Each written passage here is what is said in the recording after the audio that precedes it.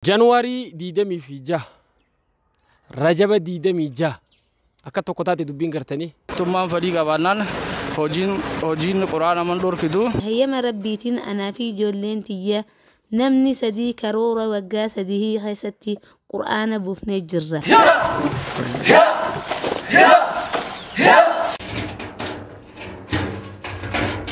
السلام عليكم ورحمة الله وبركاته. دري دوا غندا بارجيل جر مركز تاج الوقار مورا مركز تاج الوقار خيس جرا إدون تنجشورا دور وقادي دمي وهي دورا مورا مدرسة بلال فكاتا مال تجرو جانواري دي دمي في جه رجب دي دمي جه أكتو قطعة دبين كرتني أكسوما باتي الريخ السدد أكا بيتينيا تيجولا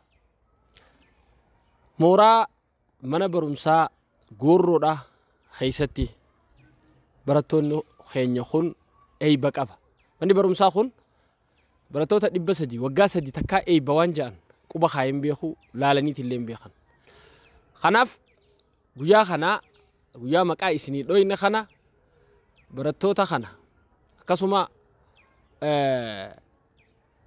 maaddaa haraashiidhaa bifa addaatiin asitti gaggeeffamtu مركز نخون أكيد تقدابتي جوليلي قرتي نتي إيالا جنة مسجد الراسودانة وليك أبني مسجد قل شوران إيقل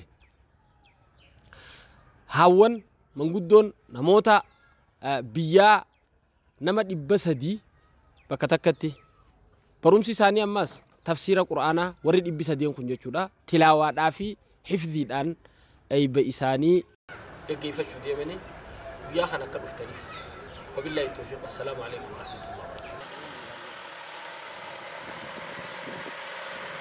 وبركاته. السلام عليكم ورحمة الله وبركاته.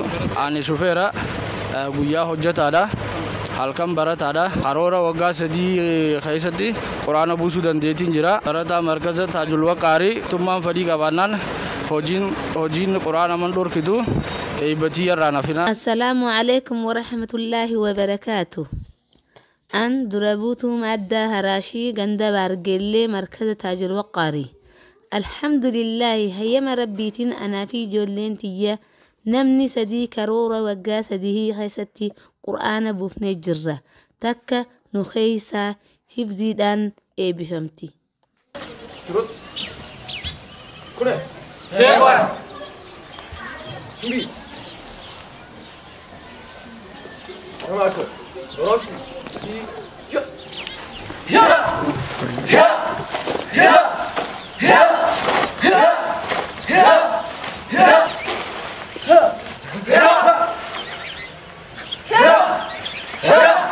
Wirtu, Lenji, Ham, Yan, Strong, Wari, Tewanda,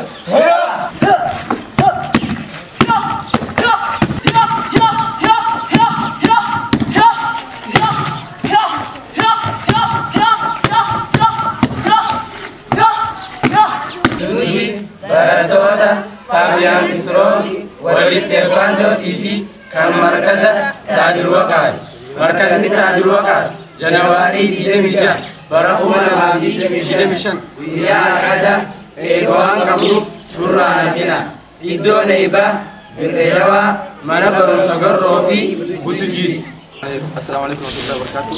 Sabun Fami Abdul Marin Jama leenjisaa Fami Anglistor Bolte Vando akkasuma eebbifamaa Markaza Taajul Waqaarii Markaza Taajul Waqaar Januari diidamii barakumaa fi diidamishan eebawaan qabnuuf Yalada, dua anak